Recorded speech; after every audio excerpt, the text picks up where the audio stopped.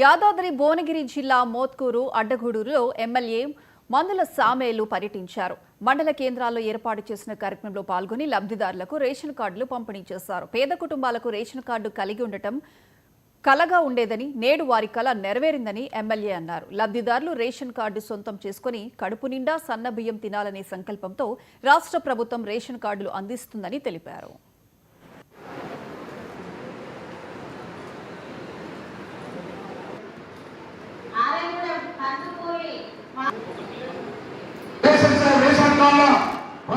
కార్యక్రమం బ్రహ్మాండంగా నేను మన సీఎం గారి దగ్గర పోటీ చెప్తాను.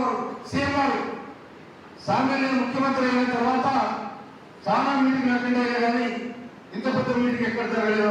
ధన్యవాదాలు చెప్తున్నాను సీఎం గారు. అది నేరుగా సార్ మా తుంగతుర్తి ప్రజలు, మా తుంగతుర్తి బోర్డు మీద వేసిన సభ సారథి, అందుకోసమైన 40,000 మేలు కనిపించారు కాబట్టి ఆ 50,000 కూడా వచ్చి ఈ సభ దిగ్విజయం చేసేస్తారని కూడా చెప్పడం జరిగింది. అందుకోసమనే ఇలా రేషన్ కార్డు ఈ రోజు నుండి ప్రారంభం చేయడం జరుగుతూ ఉంది. పార్టీ రేషన్ కార్డుకు 49 రూపాయల 11 పైసలు పెట్టి కిలోమీటర్ మనీ మనకు ఉచితంగా ఇస్తాం సార్ గవర్నమెంట్. అది అదేవిధంగా ఆడకాలం పండించిన పంటకు ఇంతకు బోనస్ కూడా 5,000 రూపాయలు చొప్పున. కనుక ఇది రైతుల ప్రభుత్వం, పేదల ప్రభుత్వం, బీదల ప్రభుత్వం, మహిళల ప్రభుత్వం.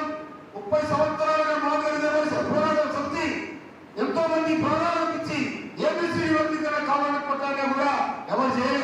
కానీ రేవంత్ రెడ్డి గారి ప్రభుత్వం ఏబిసిడి వర్గీకరణ చేసి ఇలా వాళ్ళ కలగాలి